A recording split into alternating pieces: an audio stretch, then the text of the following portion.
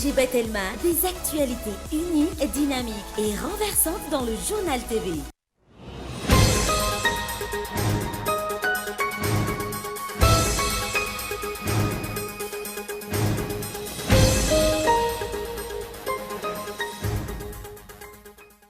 Nandritra ny fitsidihan'ny foloan'ny Republikan'ny Madagasikara tany amin'ny faritra atsimo farany teo no nifikanana tamin'ny fomba ofisialy ny vondrotry tompom-paritra ny zandarmeria pirenena Amboasary Atsimo.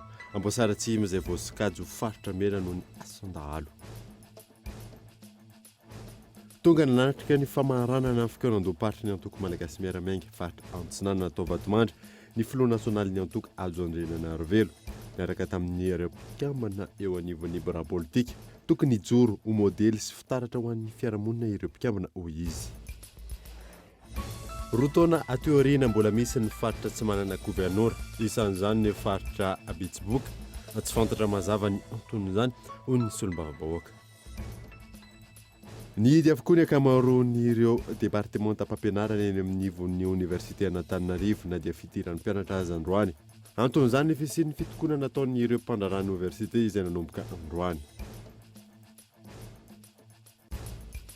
Maresaka iraisam-pirenena nanambara ny ampitsahatra ny asan'ny orinasan-dalanina Mossack Fonseca noho ny Lazaraty sy ny Pandora Papers. Avy amin'ity orinasa mpanamiana ity nahitana nantonta taratasy mahery ny 12 tapitrisa tamin'ny volana aprily 2024 ny poan'ny Panama Papers. Nadidirindreo avy hatrany.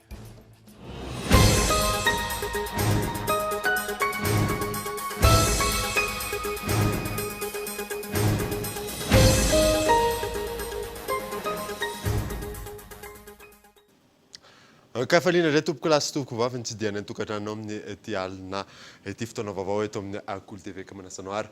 Anaraka izany hatramin'ny farany. Nanombotsika ny vaovao dia nandritra ny fitsidihan'ny filohan'ny Republikan'ny Madagasikara tany atsimon'ny nosy farany teo no nitokanana tamin'ny fomba ofisialy ny vondrotry tompom-paritra ny zandarmeria pirenena ao Amboasary Atsimo. Amboasary Atsimo izay voasokajy ho faritra mena noho ny asandahalo gaetao Andriatsilavo. Isan'ny distrika voasokajy ho faritra mena Amboasary Atsimo noho ny fisian'ny alatromby sy ny asandalo mifanesy tao an-toerana.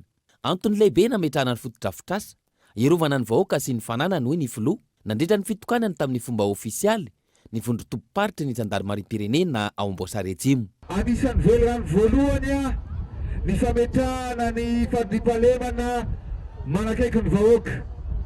Satria ny antony dia anisan'ny distrikta na faritra mena ary mahavaivay amin'ny alatromby sy ny asandalo ny asa malaso ny eto Amboasary. Zay ny antony lehibe nametrahantsika an'izao fotodrafitrasa zao mba hoentina iarovana ny vahoaka sy ny fananany, mba abatsiana ihany koa fitaovana manokana mba ahafahana maverina sy mametraka ny fandriampahalemana eto Amboasary.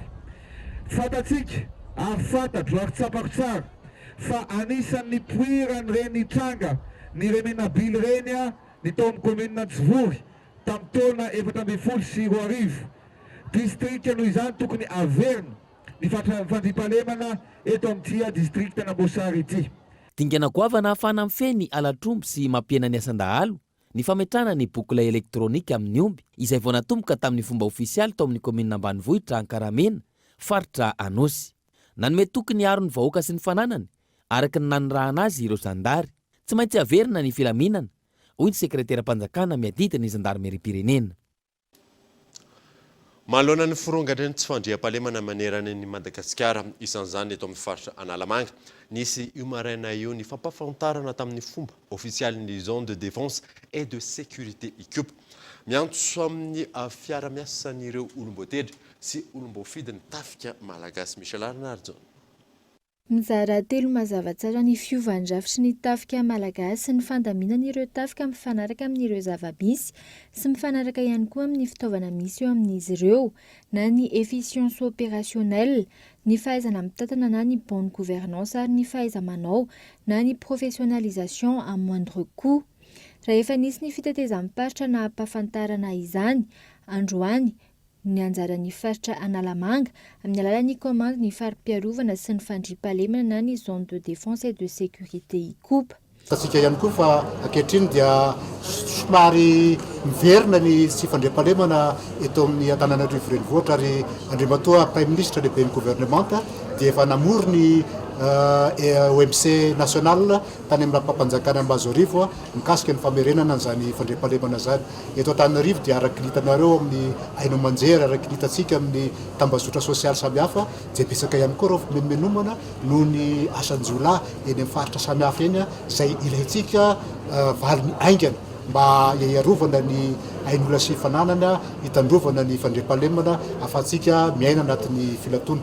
Maro ihany koa ireo solombavam-bahoaka sy ireo tompon'andraikitra izay mba mijery ihany koa sy nanazava ny zavatra mitranga amin'izy ireo dia ny resaka sy fandriam-pahalemana indrindra fa neto Antananarivo renivohitra dia mazava ho azy fa tsy maintsy ametraka paikady vaovao zay, sao de diso ny paikadinay, tsy maintsy ametraka paikady vaovao zay ijerevana ny eto Antananarivo renivohitra miaraka amin'ny tompon'andraikitra rehetra, miaraka amin'ny gouverneur paritra, miaraka amin'ny ben'ny tanàna, miaraka amin'ireo mpitandro ny filaminana ijerevana izany valiny ho antsika miatrika ny tsy fandriam-pahalemana eto Antananarivo renivohitra sy ny manodidina azy amin'ny faritra Lalamanga zany. Miankina amin'ny mpitandro ny filaminana ireriana nefa ny fitandrona ny filaminana raha ny fanazavana miantso amin'ny fiaraha-miasan'ireo olom-botendry sy olom-bofidy ny tafika malagasy. Tsy maintsy mifametanana ny vahoaka zany, ny olom-bofidy zany, ny olom-botendry dia tsy maintsy tsy mandray anjara amin'izao ezaka lehibe zao mba hisiny fandriam-pahalemana eto amin'ny tany sy ny firenena. Koa manao antsoavo amin'ireo vondrom-boakaty paritra itsitsara-pahefana, ireo lehibe paritra, lehibe any distrika, ny eny anivon'ny commune indrindrindrindra mba hiara-iasa amin'ny mpitandro filaminana fa raha hitaza-potsiny tsika dia tsy hisy zava-banina eto amin'ny tany sy ny firenena ary mbola atao antsoavo ihany. Aoka re mba ho fadina mba tsy hisy tsony ny firaisana tsokombakomba amin'ny dalo fa dia tena zavatra tena mamoehatra zany eto amin'ny tany sy ny firenena. Tontosa androany 4 Octobre 2024 ny fampafantarana amin'ny fomba ofisialy ny komande ny farim-piarovana sy ny fandriam-pahalemana ZDS ikopa. Isan'ny vaovao misongadina ihany koa dia tonga nanatrika ny famarana ny fikonan-doparitra ny antoko malagasy miaramiainga faritra Antsinanana atao vatomandry ny filoha nasionaly ny antoko Andriananarivelo niaraka tamin'ireo bora politika tokony joro ho modely sy fitaratra amin'ny fiarahamonina ireo mpikambana raha nambarany Gaëtan Andriatsila. Misokatra ary anova miaraka ny fanaovana politika eto Madagasikara ny antoko hoy ny filoha nasionaly ny antoko malagasy miaramiainga nandritra ny famaranana tamin'ny fomba ofisialy ny fikonan-doparitra ny antoko faritra Antsinanana no tanterahana tao vatomandry. Araka izany, tokony ho modely sy fitaratra ho an'ny fiarahamonina ny mpikambana rehetra miainga amin'ireo nomena andraikitra. Modely mate hijery ianareo, mate anaraka fa tsy sanatry mivavakory le mampitahotra na mampandositra satria tsy izany ny antony anaovana politika. Satria taritana ny olona, anovana ny olona, isika aloha tompona andraikitra rehetrarehetra eto no fitaratra voalohany ao anatin'ny antoko. Izay no mahatonga ny antoko sarotiny amin'ny resaka disiplinina. Izay no mahatonga ny antoko sarotiny amin'ny resaka fiarahana sy fitondran-tena. Satria tsika hitondra firenena raha pitso, raha afaka pitso amin'ny sehatra misy antsika tsiraray avy ka tsy avytsika rese araka ny voalaza teo ny tenina sa izy solombavam-bahoaka anankiray teo ny teny hoe sao dia nala barakanay ianareo raha pitso raha afaka pitso. Mampalahelo le vahoaka amin'ny fidy atsika. Le vahoaka miara-dia amintsika raha tamin'ity ka fahafambaraka sy enatra no hita eny amin'ny tarehany hoe ireo zany le olona nametrahana fitokisana zao ny zavatra miseho raha pitso raha afaka. Tsy afaka androso le firenena raha vao zay zavatra zay no miseho. Zay ihany tsika hovaina. Zay ihany modely tokony ary isaorana anareo nametraka hoe zay mba ezaka ho modely. Mila modely, mila fanovana ho modely ny tanindrazantsika. Ankoatr'izay, nanamafy ny filohan'ny antoko fa zava-dehibe ny fampandraisana anjara ny tanora amin'ny raharaha-pirenena sy ny fampiofanana azy ireo handray anjara amin'ny fiainana politika. Manana tombony amin'izany fiofanana izany ireo tanora malagasy sy miaramiainga. Mandraisa anjara ny tanora amin'ny fanomanana no avy n'ity firenena ity. Ny antoko dia mampanao fampiofanana foana. Dia mampirisika anareo cordo reo moa raha rotiko hiteto nareo misy fampiofanana isan-taona.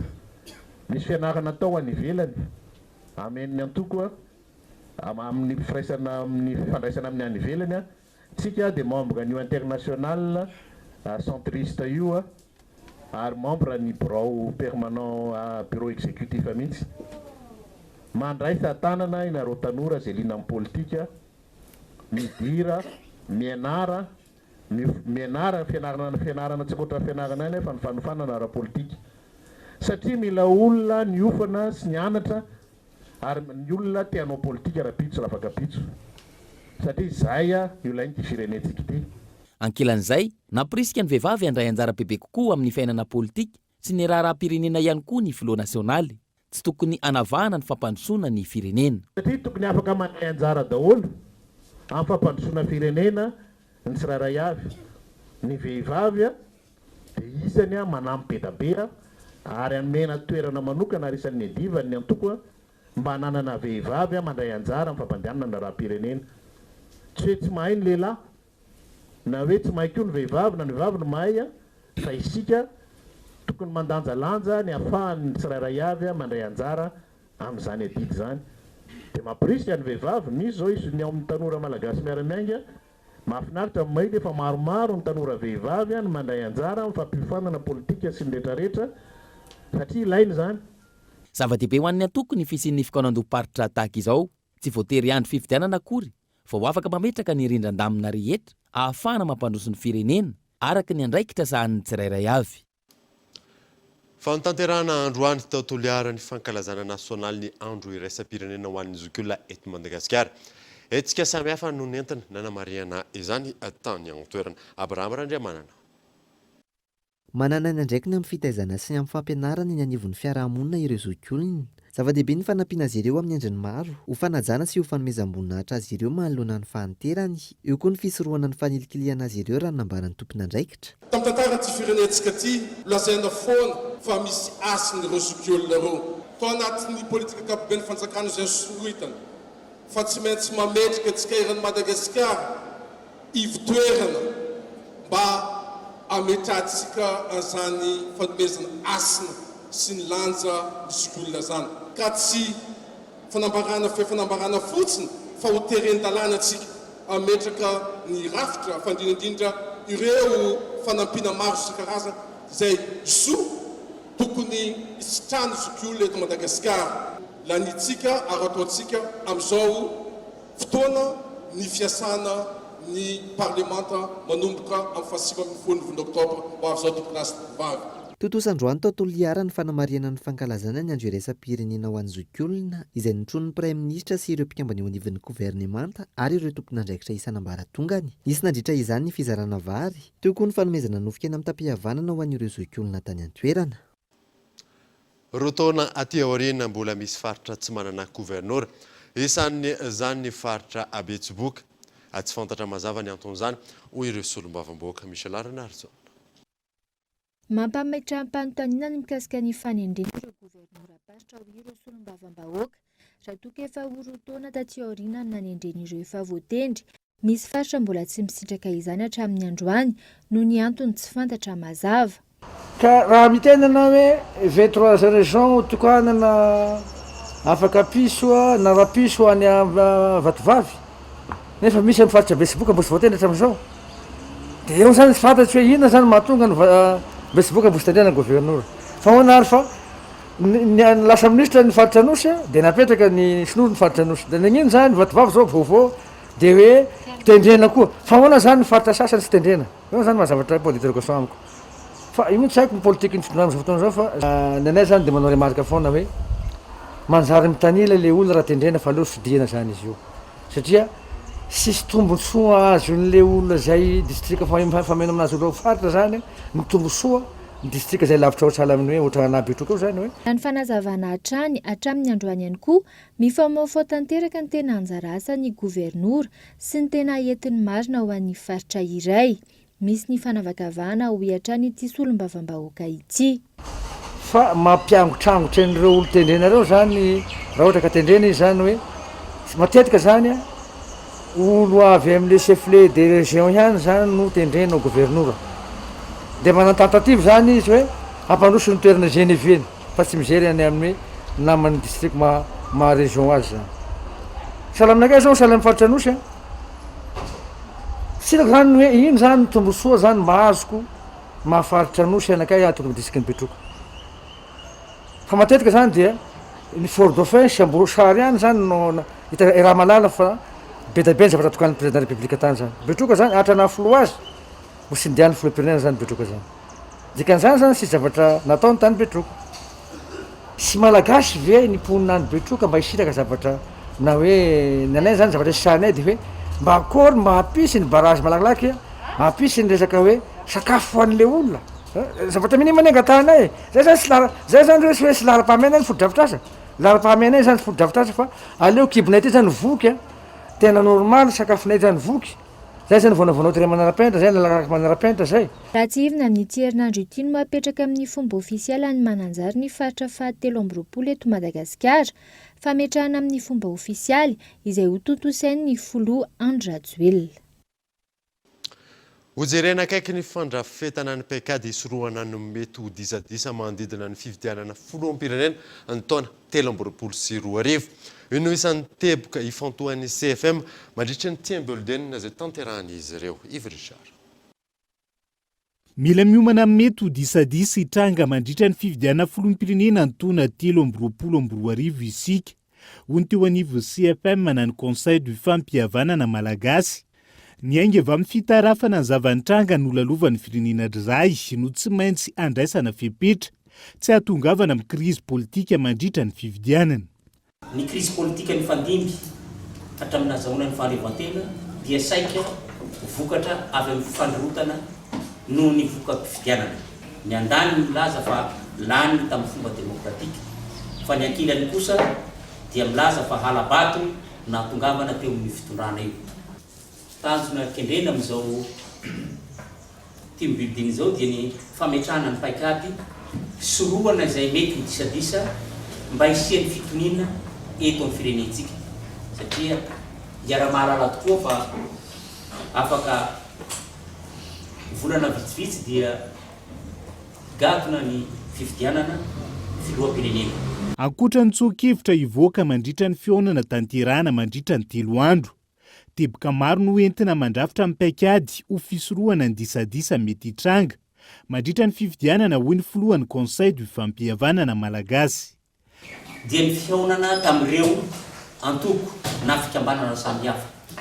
Tao ny antoko politika, tao ny fiarahamon'ny pirenena, tao ny ray aman-dreny ara-drazana, ray aman-dreny ara-panahy, ny fikambanam-behivavy, ny fikambanan'ny tanora, etc. etc.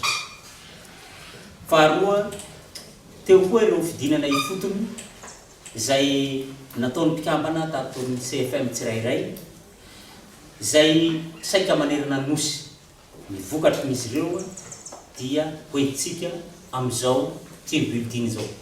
Nanomboka androany ary hatra 3 andro etsanivon'ny fobetoerany ampefilony team building tanteram-pikambana isan'ny tokony mandrafitra ny Conseil du fampihavanana malagasy. Miantso mpiantsehatra rehetra eo anivon'ny CFM petraka ho modely ao anatin'izay fampihavanana malagasy izay ihany koa ny filohany androany. Lafy mavao hafa kosa indray dia tokony ampahafantarina ny rehetra ireo tetika asa trano fonenana izay tanterahan'ny fitondram-panjakana sy ny fahafahana mahazo izany ho ireo olom-bofity tamin'ity androany ity. Voalaza fa ho an'ny saram-bahoaka ireo foto-drafitrasa ireo saingy tsy mbola mazava izany hatreto. Io na saina. Araka ny PNL na ny politique nationale du logement, trano fonenana manodidina ny 3 alina sy 7 sy iray tapitrisa no tsy ampy eto Madagasikara ankehitriny hoarina amin'ny isan'ny mponina. Izany hoe eo amin'ny filana iray hetsy isan'ny taona eo. Ny programa mpanjakana ankehitriny ny anorina trano fonenana misy 5 alina atao anatin'ny 5 taona. Ho fanatanterana izany, mizara 4 lehibe ny tetikasa fanorenana trano fonenana ho an'ny vahoaka malagasy tanterahany fitondram-panjakana amin'izao fotoana izao. Voalohany amin'izany ny logement extensible izay amina velara-tany 500 metatra toradroa ary misanda 520 hatramin'ny 20 tapitrisa ariary. Ny logement social izay mirefy 420 metatra toradroa ary mitetina 720 hatramin'ny 570 tapitrisa ariary.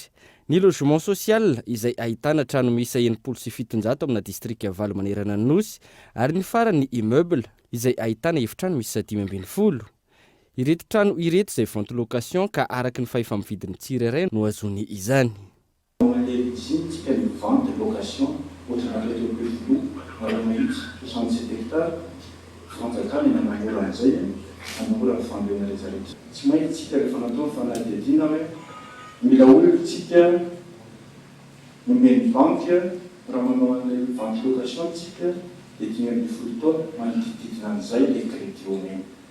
Kratin du fruiton, dia nataony kajy hoe otrina ny fahafahamandony olona da tena karaha mahafarany ambanitra dia eo manodidina ny 2 hetsy 2 alina sy 1 hetsy ka rehefa ataony 2 alina sy 1 hetsy ao anatin'ny 10 taona 10 taona dia mila mamokatra tranotsika eo amin'ny 15 millions ariary 16 millions ariary fa tsika tonga mamokafetrany 1000 logement misy mpandrahara hafa mitondra ny vola anaraka amin'ny plan-mpanjakana ahitsika tsara le draft efa natao ny fanjakana no tanterahana fa mila tany 15 hectares tsika ary tsika zarena telo nototanareo izy zaminareo rehefa manana 5 hectares da fiditra ao anatin'izany tonga le asitsika raha ny zava-misy maro ny tsy mahalala ny fahafahana misitraka ireto trano fonenana ireto ny olom-boafidina natrika ny fivoriana momba ny trano fonenana izay notanterahana tetsy Mahamasina androany ilaina zaraina ny pitsopitso ny mahakasika ireo trano ny toerana tanterahana azy sy ny sisa mba ahafahany rehetra miomana olotry ny ahoana keny afaka misitrana izy olotry ny manana karama otrina no afaka mahazo an'ireo trano ireo izay fampafantaran'izay no tokony ho ataon'ny fitondrana faran'izay aingana ny tokony andraikitra faran'izay aingana moa zany mampafantatra an'izay ho an'ireo vahoaka ireo hoe tokony aparitaka faran'izay aingana ny fomba azahoany ahafahana misitraka an'ireo trano izay ho atsangany fanjakana ireo fa tsapa kosa atao anatin'izy hoe lasa tena nresahany lay atotsitra hoe ety andrenivohitra aloha zany no mabaika lay zanatsy zany nefa dia oentinay zany zay antso zay ny amin'ny hoe tokony ho alefa ihany koa eny anivon'ny commune ambany vohitra eny izy ireny mba ahafahana maneho fatsakany sandavany lay atotsitra hoe finapampandroany president marina isaky ny alatsinainy voalohany volana Octobre ny andro iraisam-pirenena ho an'ny trano fonenana ka isanana marika izany ny teto Madagasikara lohevitra tamin'ity ny hoe accélérer l'action urbaine pour un monde sans carbone. Tonga eto fotoana ny dokavarotra isika aorianan'izay atatsika mahakasika ny fitokonana eny amin'ny université Ankatso eo ihany koa ny vaovaon'ny bareny Madagasikara rehefa avy eo ary.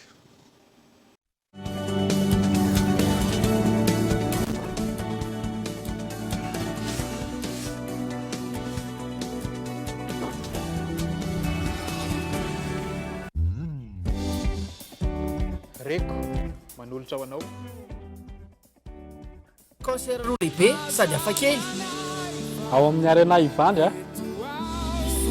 concert VIP ny zoma 20 octobre amin'ny Valoral concert amin'ny lehibe ny alahady 10 octobre amin'ny 3 ora folakandro iraina aminareo ireo hira nampiray antsika hatramin'izay sy ireo hira vaovao koa tsy hitovy amin'izay efa fahitanao iseho io tongava daholo sponsor officiel Tilma Chill Citron.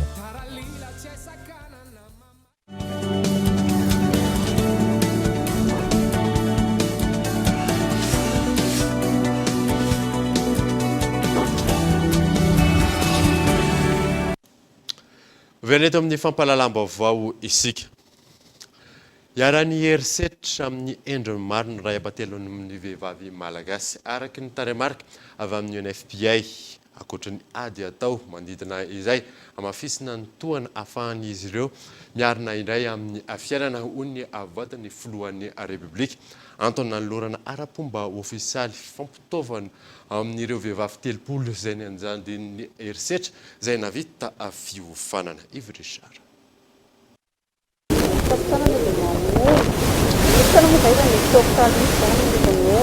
Satria nitaka amin'ireo film iny zany tena noka tena tokoa le zavatra nitaka ty manomboka tinody atrano na tsina telefonara dia tsy mandray na le zanako vavamatsara efa nety mitana le vehivavy tany dia nanomboka teo amin'izay nitarena satria amin'ny asosofity tsy mbola fongana arak'izay nitrangana herisetra indrindra ny mianjady amin'ny vehivavy araka ny antotanisa avy amin'ny UNFPA vehivavy ray amin'ny 3 ny lasibatra eto Madagasikara ka antonina noana ny fanofanana ho azy ireo. L'UNFPA œuvre également pour ne laisser personne de victime. tsy hamelanizana izy izahay mahakasika ny ady amin'ny herisetra mianjady amin'ny mahalay na ny mahavavy isany napetraka eo marefo ary nampidirina anatin'ny teboka enina nanaovana ezaka manokana anatin'ny iraka nampanaovan'ny UNFPA ny mahakasika ireo olona ny anjadin'ny herisetra. Antony nahatsapy izahay fa tafiditra anatin'ny fanitsakitsahana ny zon'olombelona isan'ny mahazo vahana maneran-tany ny herisetra mianjady amin'ny mahalay na ny mahavavy ary maro ihany koa ny vokadratsy atirak'izay. Nahatra ray volana ny fiofanana ka 30 ny vehivavy ny anjadiany herisetra ny sitraka izany tao anatiny tiandiany fandresena ity.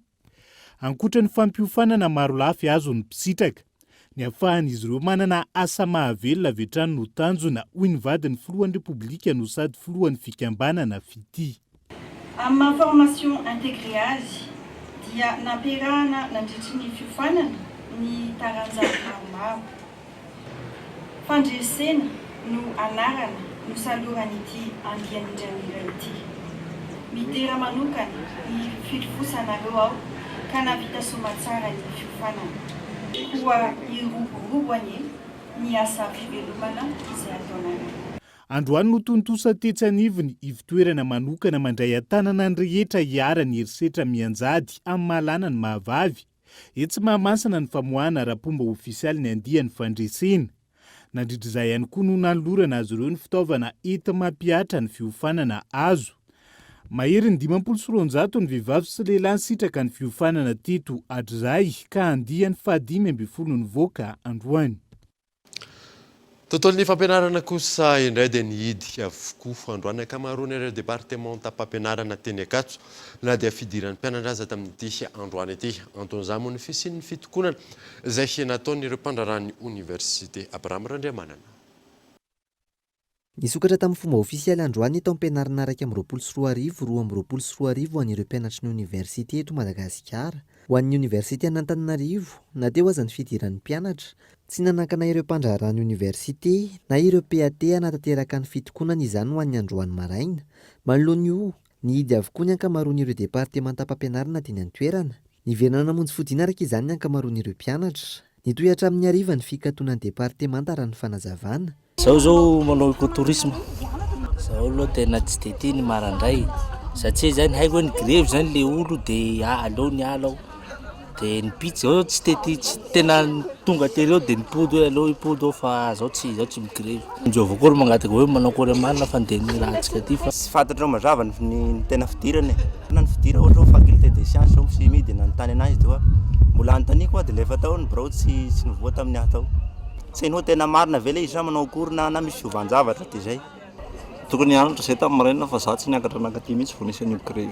Mampisy fiantraikany amin'ny fianaran'ireo mpianatra ny fidin'ny departemanta manoloana ny grevin'ireo mpandrarany université. Tsy fantatra ny fizotry ny fandaharam-pianarana ary tsy misy ny fampahafantarana azy ireo. Misy fiantraikany satria mindrary miembotra daholo ny programa na zavatra tokony atao ivelan'ny fianarana ary tindra lasa miembotra noho le fiatoana kely ohatro. Nihidy fotsiny ty varavarana fidiran'ny departemanta ity dia tsy maintsy mijanona etsy. Sika hoe hijery emploi du temps ohatr'ohatr' izany. Mbola tsisy fianarana mandeha aloha hatramin'izao. Eny ankehity izay satria ho anay izao mbola mikarakara fidirana MA1 dia tsy maintsy mijery vaovao ity fa.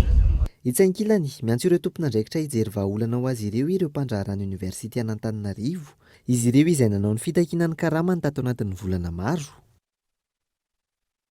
Vaovao hafa kosa indray dia mahatratra hatrany amin'ny 740 hektara mahery ny faritra may nanomboka ny volana janoary ka hatramin'ny volana jona lasa teo noho ny dory-tanety miaritra ireo loha rano mamaty sy ny renirano manondraka tanimbary sy rano fisotro madio. Lambina Revelorso.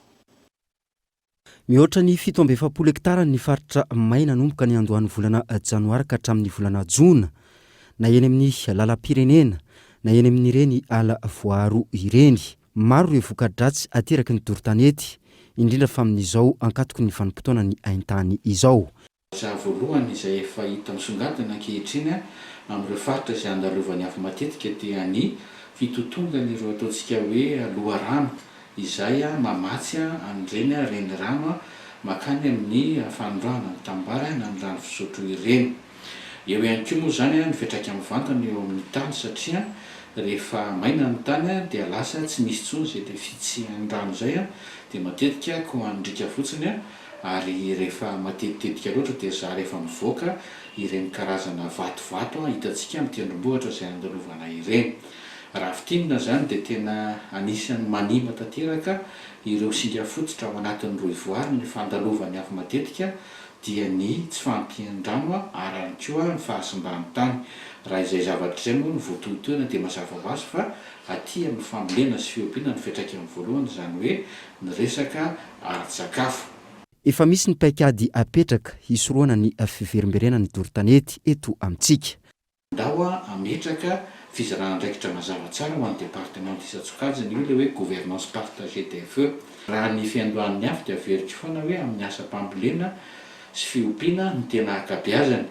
Eo amin'ny fiatrehana indray dia ilaina ny tantsoroka avy amin'ireo sehatra toy ny miaramila sy ny gendarme sy ny polisy ny fandraisana andraikitra dia izay no nahatonga an'izay le hivoaka tsy ho ela izay karazana hoe fizarana andraikitra zay fa misy amin'izao avoaka isan'andro ny karazana bulletin ahafahana mamantatra sady hoe mety ahoana no mety ho fitrangan'ny afo ny ampitso zany hoe vinavinaina arakaraka ireo ataontsika hoe toetoetry ny hafanana toetoetry ny zava-maniry ny fahamainany zava-maniry dia mba ahafahana mahafantatra aloha hoe aizavo ireo faritra mora mirehatra ka tokony asiana fiarovana manokana izay any tanana zany ireo taleparitra avy amin'ny ministera ny fijerena izay lafiny izay. Raha ny fantatra isan'ny mampirongatra ity dorin-tanety ity ihany koa ny resaka fifindramonina izay nahazo vanina tato ato. Ny fanaovana arina fandrehitra izay isan'ny mampitatra ny afo ihany koa ka miafara amin'ny famaizana amin'ny hektara maro. Anjaran'ny mpitondra indrindra fa ny ministera tompon'andraikitra no mametraka paikady mazava hiadina amin'ny dorin-tanety eto Madagasikara. Anjaran'ny tsirairay ihany koa anefa indrindra ny eny fotony manentana ny mpiarabelona ka mampatsiahy ny voka-dratsy ateraka izany amin'ny asa fiariana sy ny fiainana andavanandro. Ny rehetra no mila mifanohana ahafahana mametraka tontolo mahafinaritra ho an'ny taranaka mapara. Tontolon'ny serasera kosa indray dia isan'ny rafitra atsangana iarovana ny mpanao gazety eo am-panatanterahana ny asany. Eo ihany koa ny fampitomboana ny fahaiza-manao ny mpanao gazety manerana nosy. Ireo no isan'ny mivoatra androany nandritra ny fampelezan-kevitra izay no nataon'ny candidat izay ho filohan'ny OGM Rasoularson Monica sy ny ekipany Nasana. Mitoy ny fampelezan-kevitra tanterahany candidat filohan'ny ho lavitra ny mpanao gazety eto Madagasikara Rasoularson Monica sy ireo prailista aminy. Androany teny anosy indray izy ireo no nanentana ny voakasika rehetra ifidy sy nampafantatra ny vinany.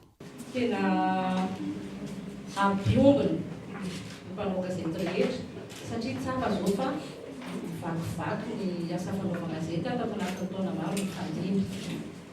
Ao anatin'izay koa nefa dia ilaina averina ny asa fanaovana gazety eto Madagasikara izay mitady potika tady defareka amin'ny tany. Dia ametraka sehatra zany hoe ahafahan'ny mpanao gazety manabe vony fahaizana.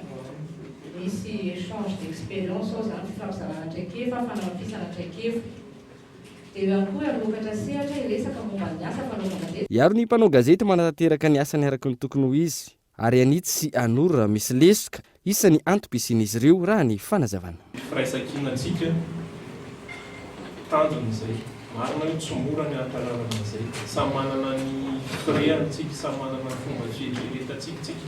Raha sanatria misy antsika miakatra fitsarana dia tsy navita ny asany zany satria anjaranay raha tokony ho izy no interface entre ny tompon'andraikitra sy ny mpanao gazety. Anjaranay no miteny tompon'andraikitra raha misy zavatra tsy fetako, anjaranay miteny ny mpanao gazety hoe mba hisorana raha so dia mivoly izany. Tsy mampatsiahy hoe tsindeny zavatra tokony ataontsika amin'ny asantsika. Anjaranay miaro rehefa tokony hiaro, anjaranay miady rehefa tokony hiady. Ireto izay reto voniny izay manatrika anareo. Ankoatra izay nampahafantarina androany ireo prailista amin'ny Rasoularson Monica ato amin'ny faritra Analamanga sy ireo mpiaradia aminy. Tontolon'ny fahasalamana kosa indray dia nitokanana ny farany herinandro teo tao Taolaniaro ny centre ami de la vaccination ao amin'ny CHRR Philbert Tsiranana. nanetana ireo ray aman-dreny hanao vaksiny zany ny vadiny filoham-pirenena sady filohan'ny fikambanana fity nandritra izany gatao Andriatsilavo. Ny farany herinandro teo no notokanana tamin'ny fomba ofisialy taotolagnaro ny centre ami de la vaccination ao amin'ny CHRR Philibert Tsiranana. Ivitoerana fanaovam-vaksiny vaovao fiaraha-miasakaiky teo amin'ny fikambanana fity ny fitondram-panjakana malagasy amin'ny alalan'ny ministeran'ny fahasalamam-bahoaka ary ny OMS Madagasikara. Isan'ny fomba mahomby arovana ny zaza ho tomady fanefitry ny arety mifindra sy ireo valana aretina samy hafa ahafahana mitsinjo ny antoky ny fahasalamana ho an'ny taranaka ny fanaovana vaksiny. Ohatra amin'izany ny vaksiny miady amin'ny polio na ny lefakozatra, ny koatavareny, ny tétanos, ny rougeole sy ny diphtérie miady amin'ny fahasemporana. Efa misy ny tetiandro fanaovam-vaksiny ho an'ny zaza vao teraka hatramin'ny herintaona ka tokony hoajaina.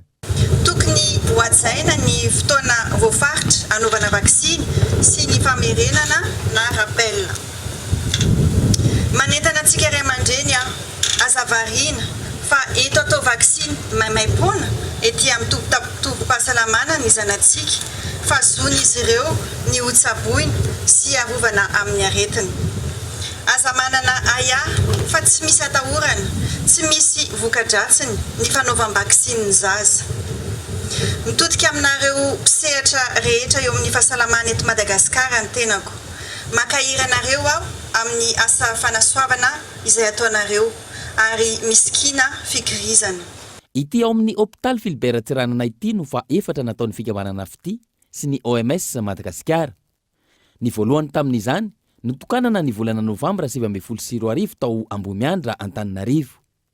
Isan'ny politika ankapobeny ny fanjakana ankehitriny eo amin'ny lafiny sosialy ny fampandehanana ireo rafitra miaro amin'ny valana aretina sy ireo rafitra miaro amin'ireo aretina ampahazon'ny zaza. Tontolon'ny baolina kitra kosa indray dia mpilalao telo mandrafitra ny baren'i Madagasikara amin'ny fifampitsanana ny Coupe du Monde 2024 no tsy afaka anatrika ny lalao roa izay fandonana amin'ny RD Congo raha ny fanambarana izay navoaka ny FMF tamin'ity androany Abraham Randemanana.